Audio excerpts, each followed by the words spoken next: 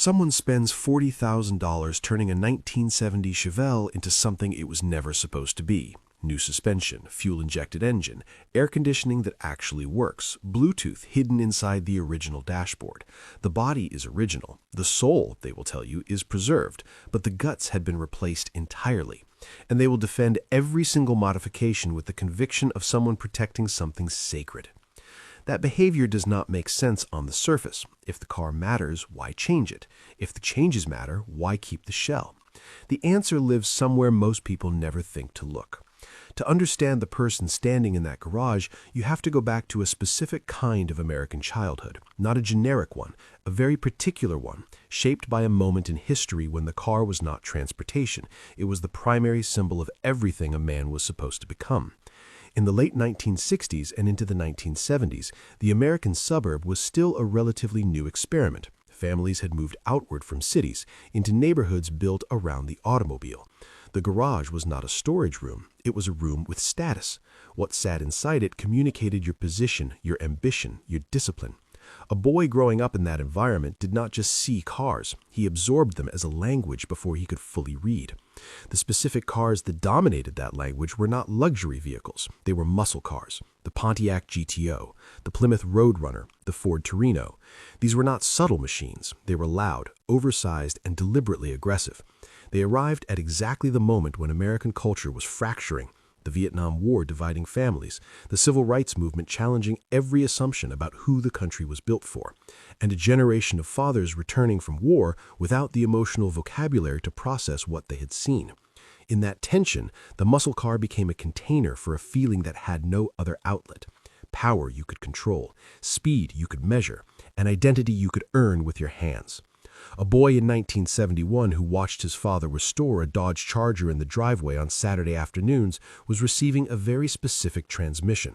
The work was silent, but the message was dense. Men fix things. Men improve things. Men make something broken into something worthy of admiration. That belief did not get examined. It became embedded. Then something happened that shattered the whole framework. The 1973 oil embargo. Gas prices that made those beautiful, thirsty engines suddenly feel irresponsible. Then the 1979 energy crisis confirmed it. The American muscle car did not gradually decline. It collapsed. Within a few years, the cars being manufactured were smaller, slower, and built with a kind of apology in their design. The Chevrolet Chevette, the Ford Pinto, vehicles that communicated scarcity instead of abundance. For a young man who had structured his sense of future identity around that earlier automotive language, this was not just a market shift. It registered psychologically as a withdrawal of permission. The thing he had been told to want, trained to want, suddenly declared obsolete. And because that want was tied to identity rather than preference, the loss had no clean resolution. This is where the psychology of modernization begins, and it is more precise than nostalgia. Nostalgia is passive. It aches for the past without reaching toward it. What Restomods represent is something more active and more complicated. It is a renegotiation.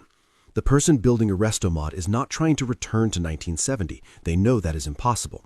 They are trying to take what was emotionally unfinished in 1970 and complete it on their own terms, using everything they now have access to. The modern fuel injection system going into a 1969 Camaro is not a betrayal of the original car, it is a correction.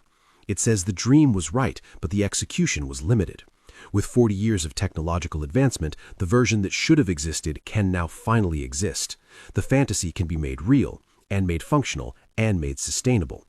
The emotional logic is completely coherent once you understand what the car actually represents. What most people misunderstand is that they assume this is about the car. They watch the hours in the garage, and they assume the person loves machines. Some do, but the machines are almost always a proxy. What the person loves is a version of themselves that they glimpsed briefly and then lost. A version that felt capable, respected, and legible in a culture that rewarded those specific qualities. The car is the most tangible object connected to that version. There is also something important about the way this specific generation experienced control, or the lack of it. Coming of age in the 1970s meant absorbing a continuous series of institutional failures. Watergate dismantled trust in leadership. The end of Vietnam was not triumphant. The manufacturing towns that had employed fathers and grandfathers began to hollow out. Inflation eroded the middle-class promise that had been made explicitly in the previous decade. These were not abstract economic conditions. They were felt in households, in job losses, in the quiet anxiety of parents who no longer knew what to promise their children. A person who grew up inside that anxiety, who watched the adult world prove itself unreliable, does not always emerge with a passive relationship to the future. Sometimes they emerge with an intense need to build something that holds, something that does not break when external conditions change. The Restomod project satisfies that need with unusual precision. It is a controlled environment. The problems are finite, the solutions exist, the outcome, with enough patience and money and skill, is guaranteed. That guarantee is not trivial for someone who spent their formative years in a world that repeatedly failed to deliver on its promises. Look at the language these enthusiasts use, and the psychological pattern becomes even clearer. They do not say the car is pretty, they say it is right.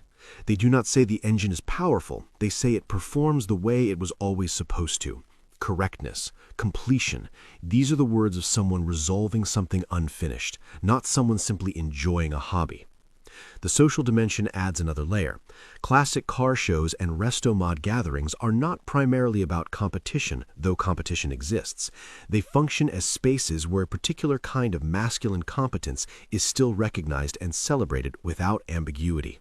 In a cultural moment where many of the traditional markers of male identity have been renegotiated, often necessarily, often rightfully, these spaces offer something that has become rare. Clear criteria, visible skill, legible achievement. The car either runs or it does not. The craftsmanship either shows or it does not. There is no committee to decide whether the work counts.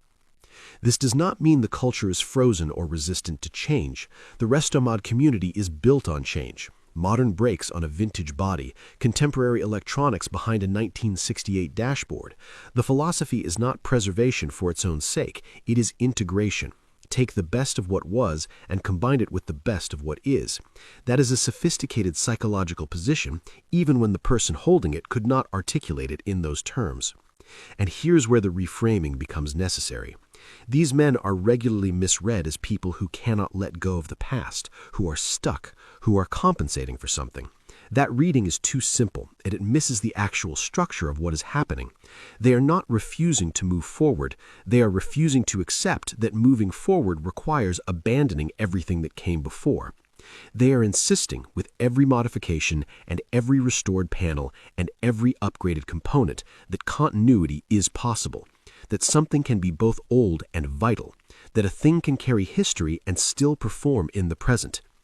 The garage at 2 a.m, the smell of metal and engine oil, the careful work on something most people would have junked decades ago, none of that is escape. It is an argument, a slow, expensive, meticulous argument made with tools instead of words. The argument is that what was built before still has value, that what was lost can be recovered, that the version of yourself you glimpsed at 17, standing next to something powerful and loud and entirely American, was not wrong to want what it wanted. The car is not the project. The self is the project. The car is just the clearest way they found to work on it.